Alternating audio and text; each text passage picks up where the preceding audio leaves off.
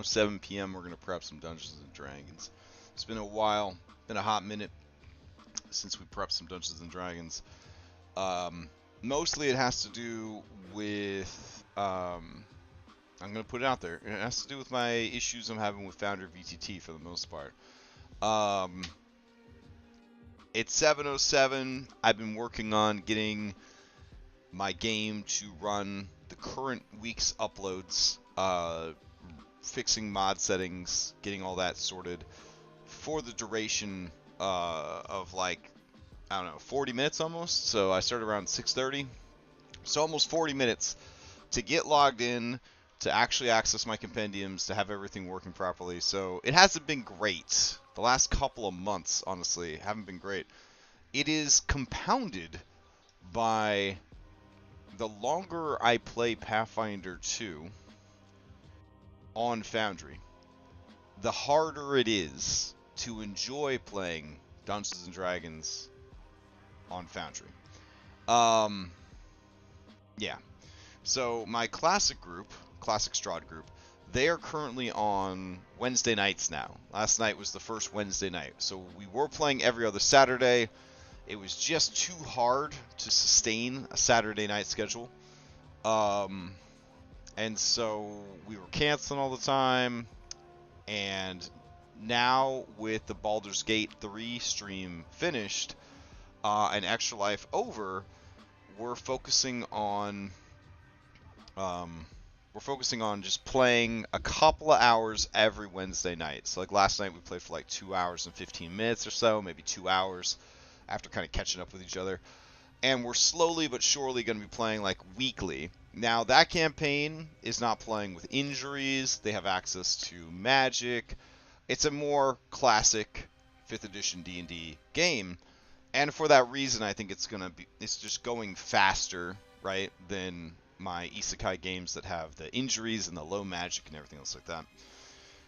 So, we'll see how that goes, but I felt, and my kid pointed this out to me, my kids in that classic group we were talking about today, they kind of pointed out to me what I was suspicious of, and that is my investment in running 5e has really dropped off. Like, I'm very much at a point where it's like, whatever. You know, that spell's broken, whatever. That ability is broken, whatever. That design is completely inequitable, whatever. Like, we have the changes that we fixed in the world patch document. I almost feel like the latest round of fixes was just a big waste of everybody's time.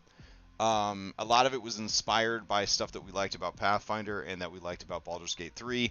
But at the end of the day, I just feel like it needs to just be what it is, which is kind of a mess. I don't necessarily think it's wrong for 5e to be a mess, and I think that my time of fixing 5e is over. I'm just done. So I'm going to finish running my 3 Curse of Strahd games and my Mythic game, and that will probably be it for me for 5th edition Dungeons & Dragons. So last night, the Classic group went to the Werewolf Lair, and they scouted out the chimney. They found the chimney, and they found the back entrance. Oh, thank you, Scout Trick. They saw the chimney, they found the chimney, and they found the secret back entrance by the fighting pit, and they were like, let's go in the front door. So they go in the front door, and they just pull like the first 3 or 4 rooms, and they're just fighting, and it's very cool and stuff. But my kid was like, yeah, there just didn't, like, I could just tell that you were just kind of like, it's whatever. Like, you know, oh, you get to roll 3 attacks per round, that's cool. Oh, you're a barbarian, so you're just resistant to, like, all the damage in the game. That's fine. Whatever. Like, there was no, like, I hope things turn out good. I hope everything's okay. I hope the bad guys put up a good fight. I hope the good guys get to do cool stuff. It was just kind of like, it was like showing up for a shift at your job, you know? And, like, I gotta make sure tonight, and in my paid games, and then in my friends and family's game, I got to make sure that maybe I was doing that because I was tired, from Extra Life, but I got to make sure that that I'm not just like dialing it in, you know. Even though that I've mentally and emotionally decided like I'm done with 5th edition D&D, contractually, right? I'm not done with 5th edition D&D. I got 4 active campaigns in 5e that I need to finish up. So I need to kind of like, you know, pull it together a little bit, get excited about it where I can, look for the good things about it, and enjoy it for what it is, which is a wonderful make-believe mess. A wonderful make-believe mess. So yeah, that's kind of where I'm at. That's kind of where I'm at.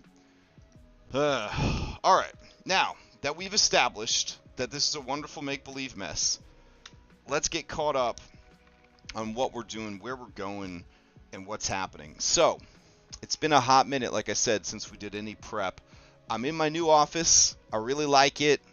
I'm not ready to give like a tour of the office, per se, but I got a big, beautiful dry erase board up to the right here that I can do campaign maps on. When I say campaign maps, I mean like flowcharts, like map out what's happening in campaign. One of the coolest things I've gotten lately is this thing. I got this on Amazon. It was a targeted Twitter ad. And like, look at the inside. The inside holds all kinds of shit. Like my vape stuff, the controller for my TV that's actually my computer monitor, dry erase markers, a little Flonase, because, you know, seasonal allergies, knife, right? All the stuff that you need. Like, it's in there. Eye drops. It's awesome. But what's cool about it is it's a dry erase. So, like, I don't have to, like, have a million post-it notes on my desk anymore. When I get into a fight and there's a Paragon monster and I just want to track the Paragon actions, I can just do it, like, on the board. So, it's pretty sweet. And then I just, like, you know, erase it when I'm done and move on. If there's really important notes, like, I can leave them there, and then I can transcribe them to my actual notes document later. But as an old person with only 3 monitors to work with, sometimes you just need to shorthand those notes.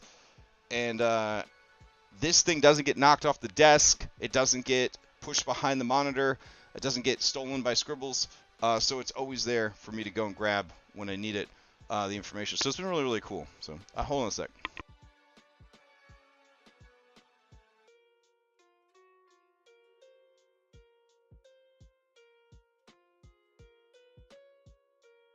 All right. So with the new setup and new computer and all of that, let's look at where we're at. So I'm going to open my main document for this, which is my Curse of Strahd notes. And this covers all 3 of my games. Oops. So I'll open that like so. There we go. All right. So all games, update, bring out your dead for each game. Have the next stage of these powers trigger after a long rest. Ooh, I totally forgot about that stuff, so that's good. Dragon powers, Seeker powers, and Lightning powers. Okay, so that's actually a 911 for all games. So maybe I should actually get that knocked out. I was going to do Krezk stuff, but that seems like it's pretty important. So let me open up the Dark Powers document. Alright, Amber Patrons Dark Powers. Here we go. And I'll share this link in chat, I guess. Here you go, if you want to play along at home. So, upgrading the Dark Gifts to match Van Richten's Guide to Ravenloft.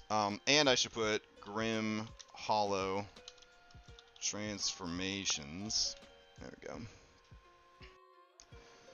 Alright, players may only have 1 dark gift at a time. Players don't know the nature of the gift until they accept it. Flaw and or physical deformity. Any spellcasting or DCs are determined by using Int, Wisdom, Charisma for it, chosen at the set and start. 2 to 4 abilities, all permanent. 2 or more are useful, 1 or more is a liability.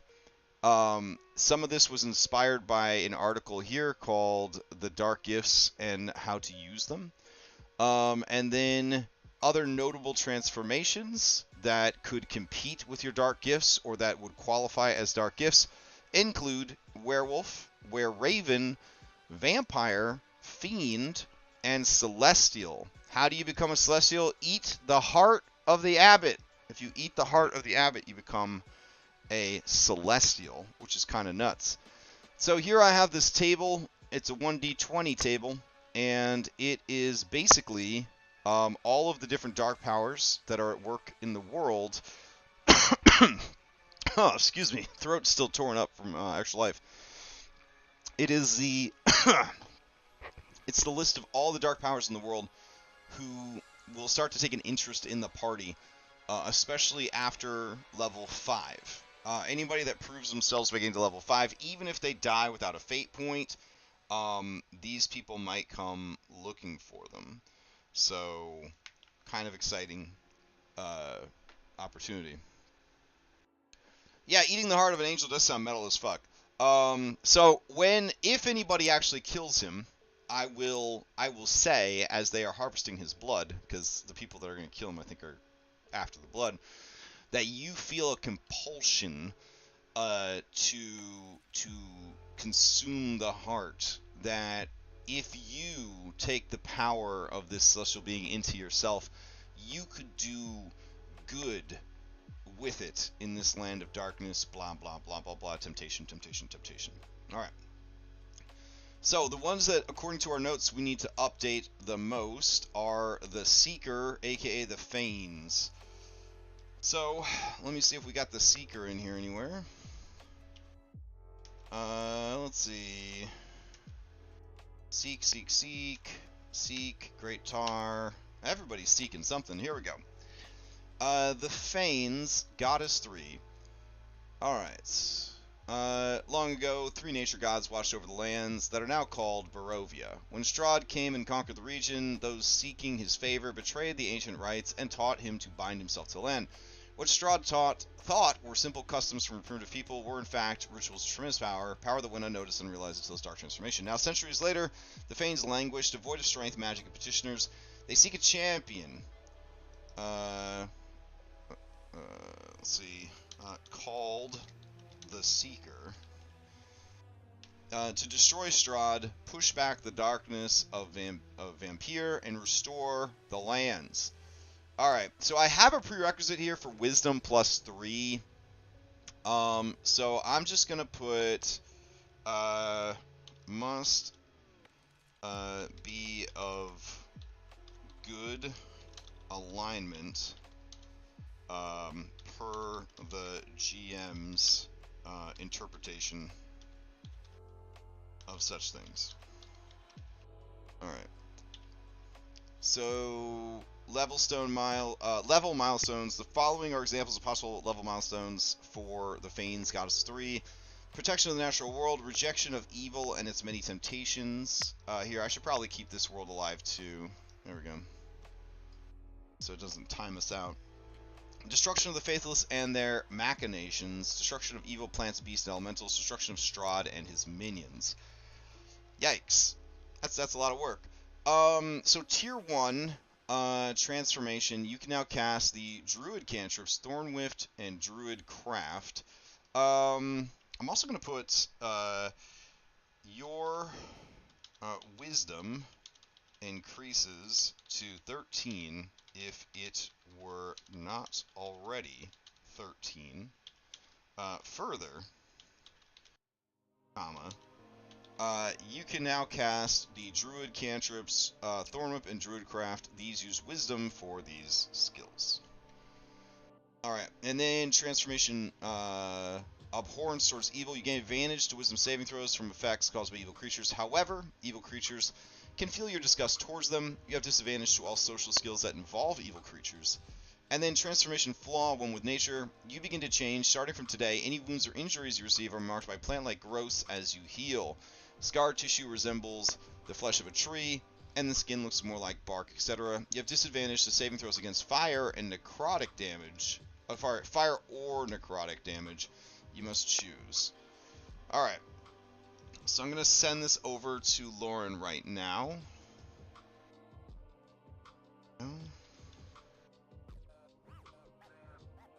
Hey mans.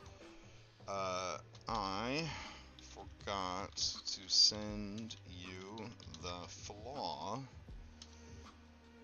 and other boon from being the seeker.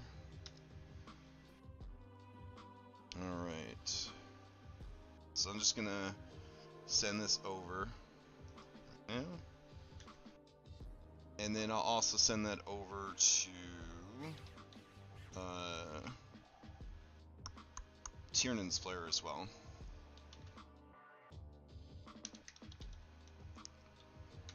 Okay. So, let's see. For Robin, this should be pretty easy. We can go to their spellbook, and we can set their spellcasting ability to Wisdom. And then we can go ahead and grab... oh, that's right. I think I changed my hotkeys back to normal here. We can go and grab Thorn Twist.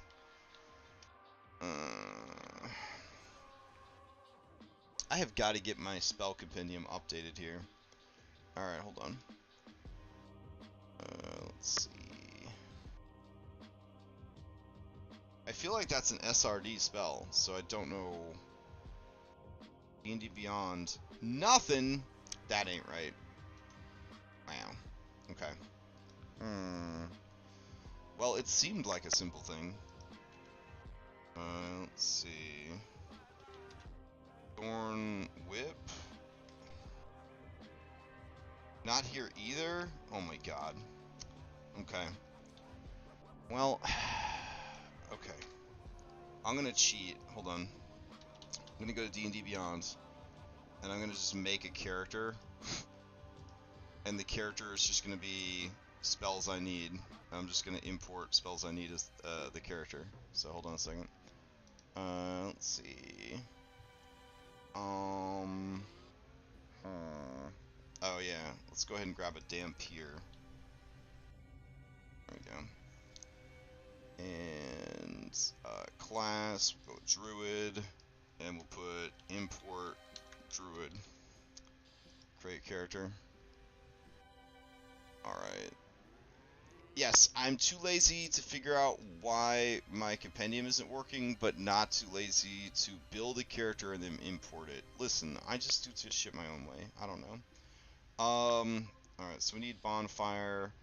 We need Thorn Whip. Let's see. What other ones do we need? Druidcraft. Can't get by without that shit. There we go. And then... is there another cantrip that probably needs to be in there? Thunderclap? Sure.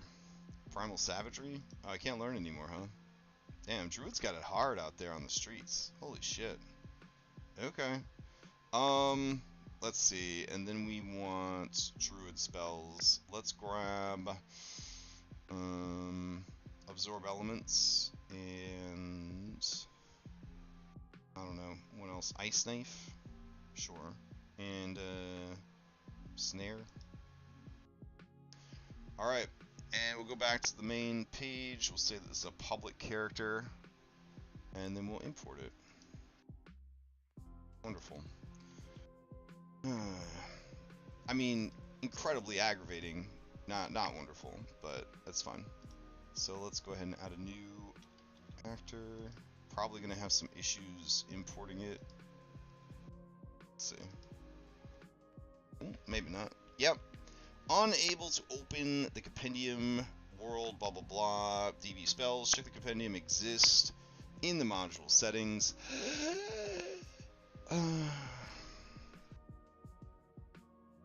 Imagine just being able to prep your fucking game. That'd be nuts. Alright. Module settings, D&D Beyond Importer. Compendiums. Create the compendiums if they don't exist. Save. Save. Start. Maybe? Doesn't seem happy with me. Hold on.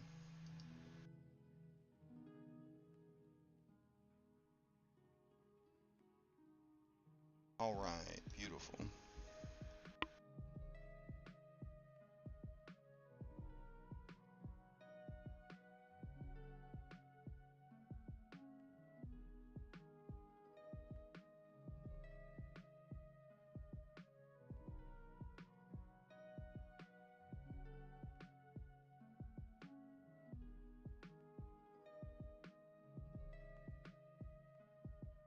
Sorry, I got dinner at my desk, so. Okay. So like I said, here's Thorn Whip. And we didn't get Druidcraft, did we? Are you fucking serious? Hold on. Okay. Druidcraft is there. Maybe only the shitty spells are there? Beats me. I'm gonna go over here to spells. And I'll drag these boys in. I really do need to sit down and figure out, like, why my compendiums are incomplete. I know it's because I got rid of my really big compendium, the Multiverse Compendium, and I lost access to a lot of things, but I kind of assumed that, like, the SRD Compendium would pick up the slack on that, but I was wrong. So I might have to just build out a compendium that covers everything. I don't know. Maybe. We'll see. Alright, so I guess we can make these real quick. So these are under Dark Gifts, and we have this one labeled the Feigns 1. Okay, so we'll just drag Feigns 1 over here. Maybe. Okay. Are you an item? Oh, you're a fucking item? You're a trinket? Oh my god, bro. Alright. Not exactly what I would have made it, but that's fine. Let me see. Over here. We don't have it here. So I'll just do an export import. Go. And I don't even have a dark gifts folder here. Jeez. Okay. I don't have any players with dark gifts in my other game, which is kind of crazy when I think about it. In my classic game. But they really, like, I think only one person has died. Everyone else that's died for them has been NPCs. Alright. So we got Feigns there. Drag it over. And should show up in his inventory.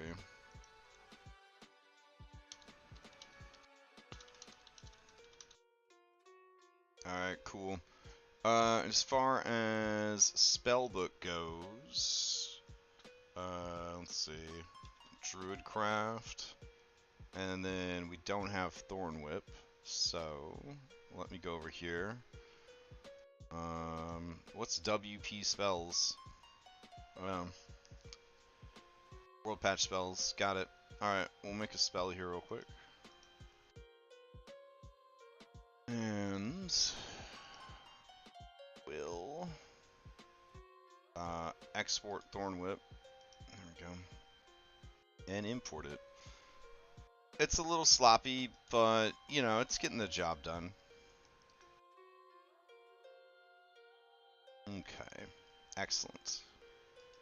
Yikes. What a tremendous amount of fucking work that was. Alright. So, what else was on the list? Next stage of these powers. Seeker powers. Good. Dragon powers. Lightning powers. Alright. I also want to address giant powers real quick. Because I feel like Anne has really been, you know, kicking ass here. Getting big. Growing heads. That sort of thing. So, I want to see... Oh, they're already at Giants 03. Okay, so we're keeping up with that. Pat on the back, self. God damn. They've almost maxed out their fucking path there. Okay. Good to know. So then, Dragon Powers it is. Alright. So for the Dragon Powers, this is like Tarakamedes or some shit. Is the guy's name. Let's see. Where is he? Tarakamiti's Graveworm. Alright.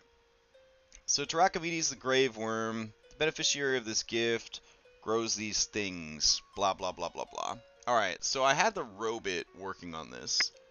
I have a Dark Powers doodad here. And I'm gonna take this information. Okay. I need 4 tiers of abilities following the guidelines and examples thus far.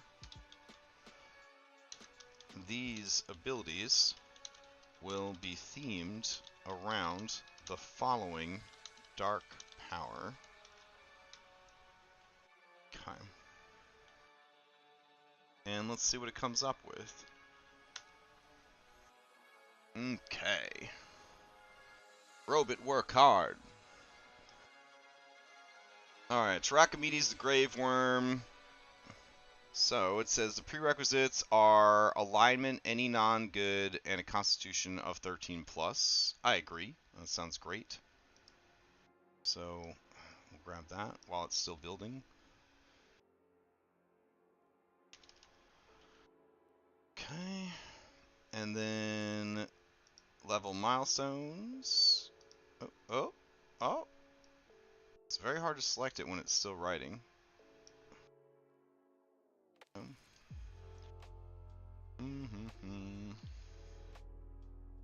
Alright, what's the tier 1 abilities? Let's see.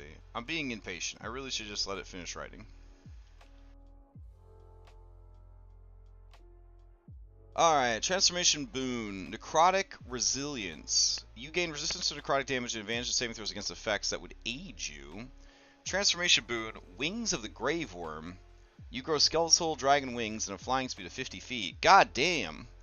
Your skin grows pale and cold to the touch. You have disadvantage on charisma persuasion checks while living creatures, but advantage on intimidation checks.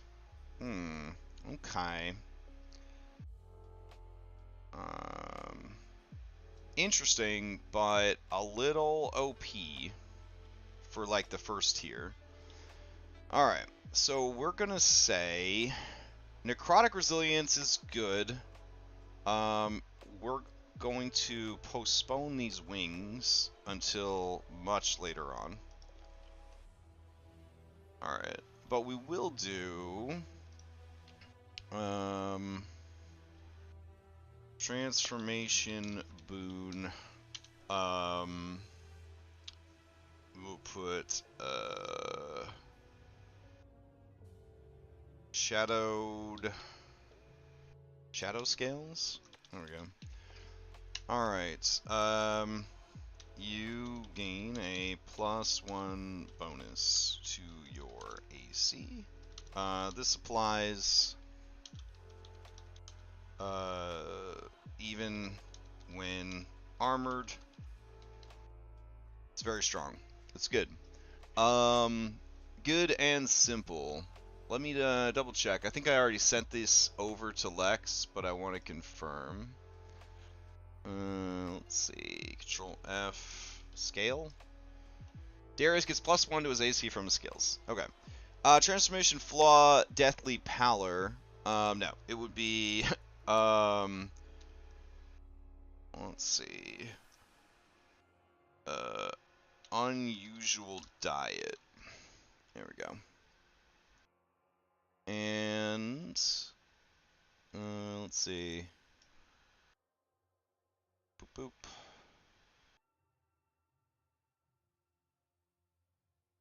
No. You must eat bones or grave dirt to survive at dawn if you have. There we go.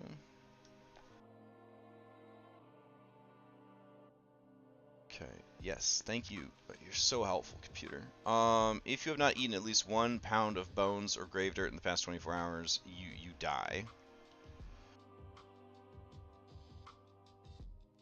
All right.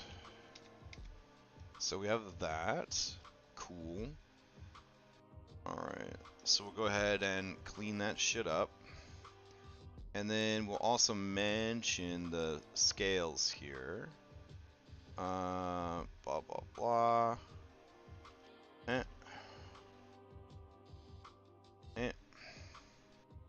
This was one that, I'll be honest, I could have... Would a nice bone soup count? I guess, if all the bones melted into the soup. You gotta eat the actual bones, man. I don't know if bones melt in soup, honestly. I think you just get all the delicious, like, marrow and stuff when you put a bone in your soup. Let's see. Paste that in there. Alright, excellent. So we take this, and now we go back over here, and we'll go to the Dark Powers folder that we just made, and we will duplicate it, and we will call this one Grave Worm 01, and then we will add this stuff in. Beautiful.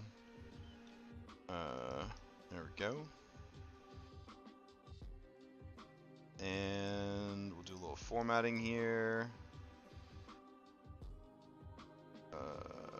Heading to.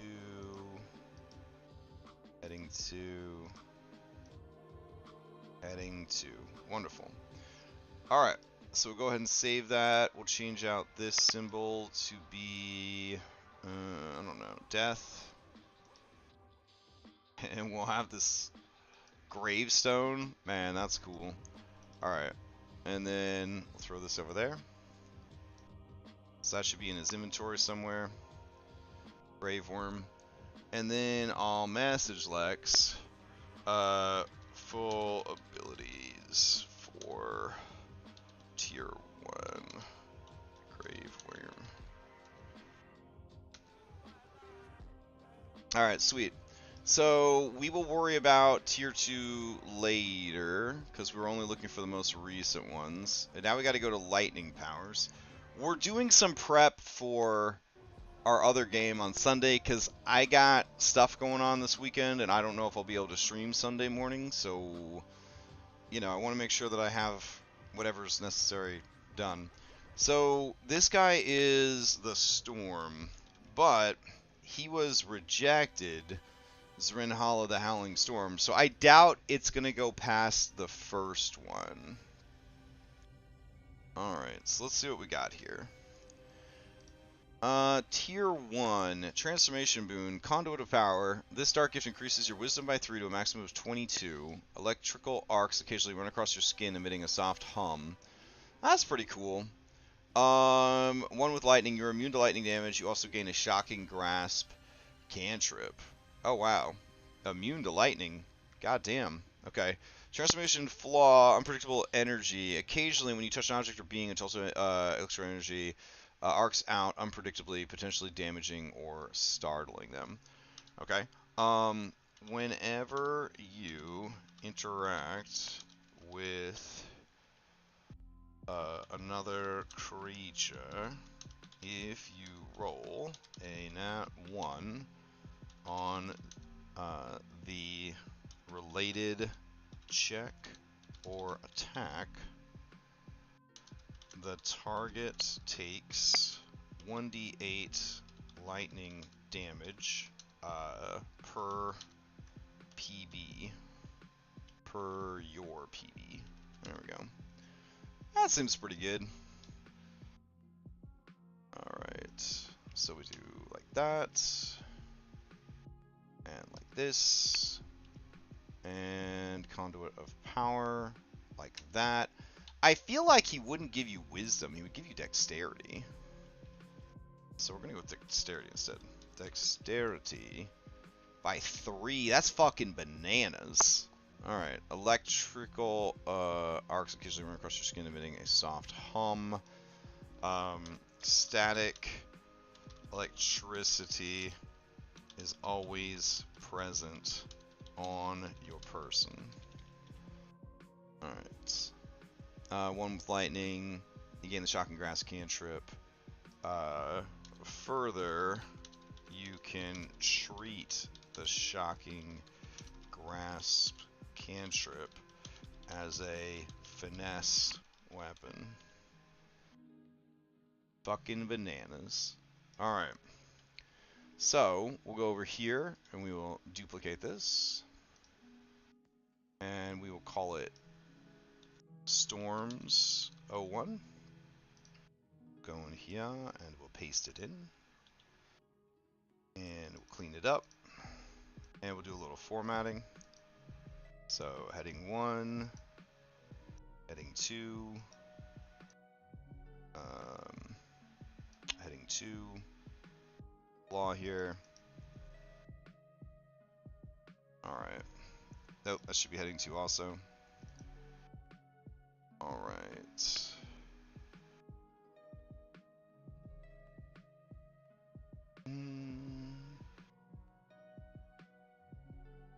Okay. I like it. So we'll grab that. And we'll go here and we'll change this out for lightning. Okay, that was easy enough. Okay, and then that's on Daniel. So we'll find Daniel and drag Storms over to him. I'll contact them real quick. Tenebris Jones. Hey, full tier 1 abilities for Storm Lord. Alright, so we got those initial ones out of the way. Fantastico. Alright. I may only do like 5 more minutes of prep so I can eat this dinner because I'm actually kind of hungry. So those are the 911s that we had. Not too bad. We also have update, bring out your dead for each game. So what does that mean? Alright, so what that means is I made a campaign tracker for each of my campaigns. So, for example, here is Nightfall, color-coded to cut down on confusion. If you'd like a copy of this, here you go. I'll post it in the chat. So what can you do and what should you do? So here's goals that they might have. Go home, defeat Strahd, all that shit. Alright, so if we scroll down, dealing with Strahd's entourage, Toroka deal. So they have read the book, so we can check that. They have not located the Sun Sword, they have not activated the Sun Sword, they have not located the Holy Symbol, they have not leveled up their fated ally. He has been convinced not to bother investigating the Mad Mage, so I'll check that one off the list. Defeating his dreams is the same as fulfilling his dreams, because, you know, Barovia. Bonus content, destroy Vampire, lock away the Bloodlord. So bring out your dead. Put all the major movers and shakers who have died here to keep track of them. So I couldn't actually remember all of the people that Nightfall has killed. So I know it's a lot. I know it's a lot. But I really need to get it. I need to get it sorted. So the Baron is dead. So I don't even need his mini anymore. Get rid of that shit. Okay. Lydia Petrovna is still alive. Okay. So we should probably have another section called NPCs. Movers and shakers. Alright. So what we'll do with these is, for example, Lydia Petrovna is assisting the village of Barovia. Alright. So that's, you know, that's different. Gadov Blinsky. Gadov Blinsky is not actually dead. He is in the dungeons of Castle Ravenloft. Alright. Let's see. Is there anyone else that we need to worry about? Agatha the Ghost Hunter. Agatha the Ghost Hunter died trying to save orphanage. Okay. So she's in the dead section. Alright. Who else is? Milovaj is dead. Milovaj? I don't know how to pronounce his name. Let me see. Milovaj. Oh, it's got a J there. Alright. Milovaj. Dead. Died to shadow curse from orphanage haunting.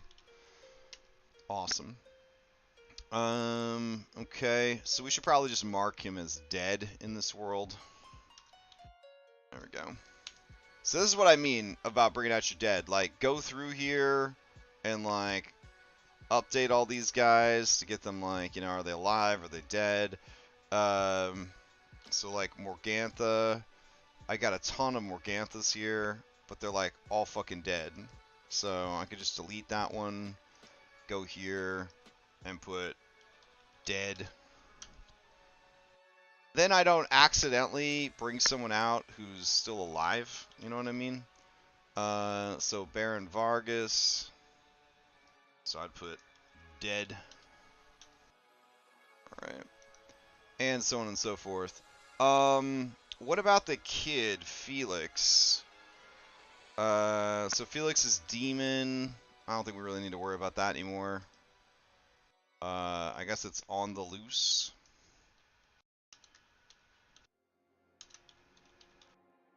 Alright. So I'll put that under the movers and shakers. And then Felix, the troubled child, is dead. So I'll add him to the list of dead people. So you kind of get the idea, right? Wait. You thought the... No. She died trying to stop the haunting. She died trying to stop the haunting at the orphanage. She and the little boy fell out the window, remember?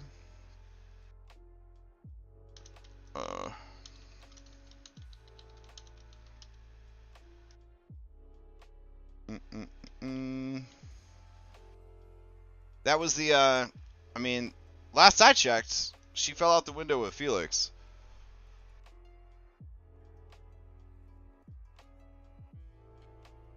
Alright, so technically, Father Lucian is not dead. Father Donovich is dead. In their game. There we go. Father Lucian is now a vampire. So that's a whole thing.